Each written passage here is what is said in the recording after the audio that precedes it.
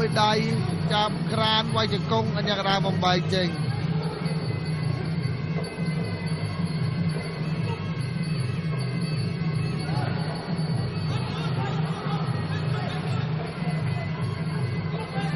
ដាចូលតើស្ដាមចាក់ជង្គង់ស្ដាំមកបើសង្ឃឹមចាក់ជង្គង់ស្ដាំមួយទៀតបើសង្ឃឹម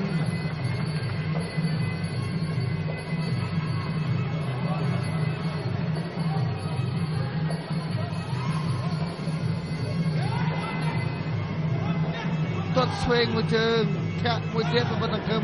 ចាំអោប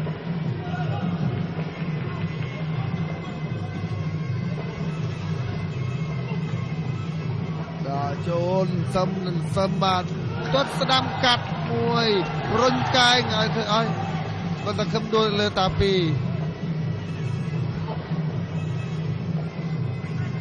ដាមដងបន្តិចដាមដងបន្តិចបុកមុខកប៉ាល់មួយដល់ចាត់សេហាចាប់ទឹកទី2បាទសេហាបង្គោលក្រហមសង្ឃឹមបង្គោលខៀវគឺជាគូដណ្ដើមខ្សែក្រវ៉ាត់ TV Super Fight នៅក្នុងសង្វៀន TV Arena នេះតែម្ដងបាទមុតស្រួចទៅវិញទៅមកមានផ្លែមានដងទៅវិញទៅមកទាំងសងខាងទាំងសង្ឃឹមនិងសីហាចាំមើលថាតើនៅទឹកទី3នេះថាតើអ្នកណាអាចគ្រប់គ្រងស្ថានភាពក៏ដូចជាគ្រប់គ្រងទៅលើគូប្រកួតរបស់ខ្លួនបានគឺអ្នកណាដែលឈ្នះប្រកួតនេះគឺនឹងត្រូវជួបជាមួយនឹងពេជ្រមទេសខ្មាំងដែលទើបតែនឹងឈ្នះគុណសំណងបាញ់មិញនេះឯងបាទអ្នកឲ្យទឹកចេញក្រៅគូទី4គឺជាគូឈានទៅដណ្ដើមពានរង្វាន់កម្ពុជាជើង ITV ទឹកទី3ដែលជាទឹកផ្ដាច់ព្រាត់បាទទឹកផ្ដាច់ព្រាត់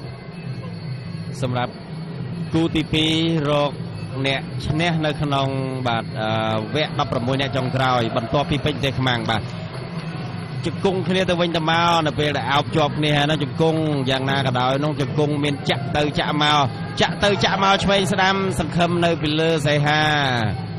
លោកខេមរិនចាំបាច់ទាត់ស្ដាំរបស់សីហាចាប់អោបគ្នាបោកគ្នាយ៉ាងណាតែសង្ឃឹមនៅតែមានផ្លែជង្គង់ចេញញយ កលៈទេសៈណាក៏ដោយដល់ស្ដាំរបស់សីហាទាត់ឆ្វេងរបស់សង្ឃឹមទាត់ស្ដាំទាត់មួយជើងវិញសីហាដួលរបស់សង្ឃឹមលដាក់គ្នាចលោទៅចលោមកមានទាត់ស្ដាំក៏មានជង្គង់ឆ្វេងកែងទៅបករបស់សង្ឃឹមដែរប៉ុន្តែមិនត្រូវចាំគោលដៅទេទាត់ឆ្វេងរបស់សង្ឃឹមអោបជាប់គ្នា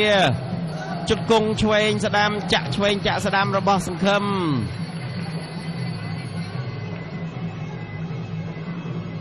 តទៅទៀតហើយអ្នកណាមាន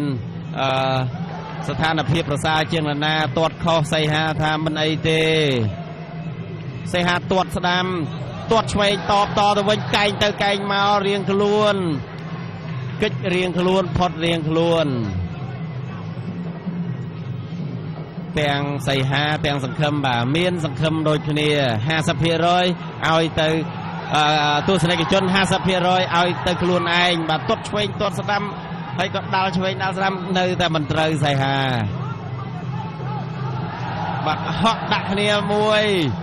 មានកែងទៅកែងមកលោកខេមរិនចាប់បំបែកប្រកួតបន្តទៀត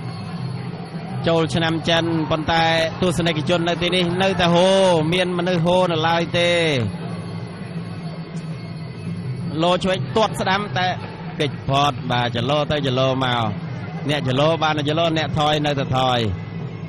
ចលោឆ្វេងមួយរបស់ទាត់ឆ្វេងមកបាទអីសីបោះលៀនដួលទៅហើយសីហាបាទងើបឡើងបន្តការប្រកួតទៀតបាទ30វិនាទីចុងក្រោយដល់ស្ដាំមួយដៃរបស់សីហារុលចូលម្ដងហើយពេលនេះអោបជាប់គ្នាចាក់ឆ្វេងរៀងខ្លួនចាក់ស្ដាំរបស់សីហាដួលទៅសង្ឃឹមនៅពីលើ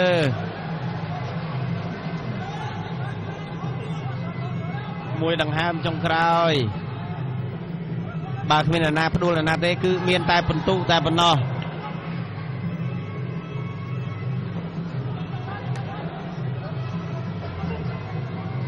ទឹកទី3ត្រូវបានបញ្ចប់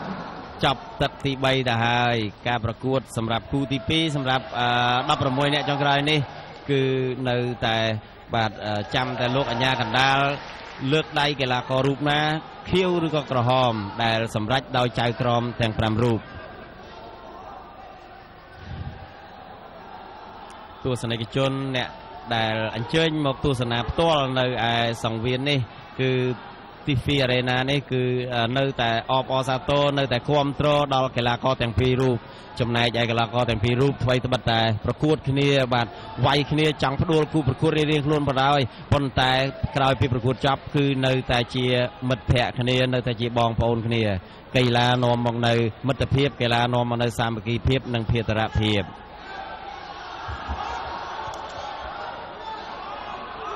មានទំនុកចិត្តរៀងៗខ្លួនបាទបង្គោលខៀវបើសង្ឃឹមឈ្នះកីឡាករបង្គោលក្រហមដោយពិន្ទុបាទនៅពេលនេះលោកអញ្ញាកណ្ដាលបានលើកដៃបង្គោលខៀវបើសង្ឃឹមឈ្នះបង្គោលក្រហមដោយពិន្ទុទៅហើយដោយការកាត់សេចក្តីដោយយុត្តិធម៌បំផុតពីចៅក្រមទាំង5រូបបាទ